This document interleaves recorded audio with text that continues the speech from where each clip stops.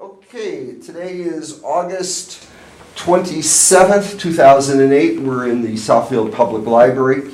This is the Veterans History Project for the Library of Congress. I'm a commissioner on the Southfield Veterans Commission. With us today is also Ethel Grossman, who's a commissioner. And our interviewee is Mr. Raymond Johnson. Am I saying that right? Yes. And we're here to hear your story. So how about if we start out with just say your name and your birth date and where you were born. Okay. My name again is Raymond Johnson. I was born November 5th, 1945 in Jackson, Mississippi. Did any of your parents, I mean, were your parents ever, father, sisters, uncles, ever been in the military before you? Yes. My father was in the Navy during World War II. Several uncles, in fact, I believe probably about 9 uncles was in the Army and Navy during World War II. No answer. Any of the women, I believe, was in the Army at that point in time or during that time frame. So what were you doing prior to going into the service? What high school? I mean, what were you? Yeah, prior to going into the service, again, born in 1945. Went to school in Jackson, Mississippi, grade school and high school. Graduated from high school in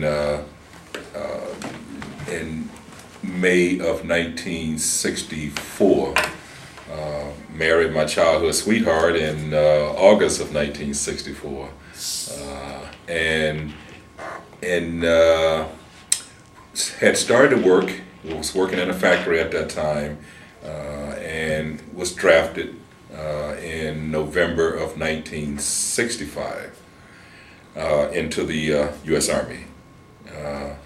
Went into the U.S. Army in November of 1965, was inducted at Fort Polk, Louisiana in the November 65 time frame. Was then shipped off or flown off to Fort Lewis, Washington to do basic training. Following, I believe, 8 weeks at that time was basic training at Fort Lewis, Washington.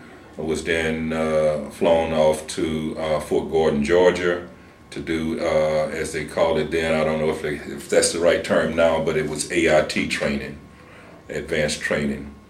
My advanced training was in telecommunications. Was being trained for the 124th Cigna Battalion of the 4th Infantry Division. Okay, let me just kind of stop you right there. Okay, so you were drafted out of Jackson, Mm-hmm. and but they sent you to Fort Polk. Fort Polk. Now, how did they fly you to Louisiana, or took a bus? Was flown to Fort Polk, Louisiana. Okay.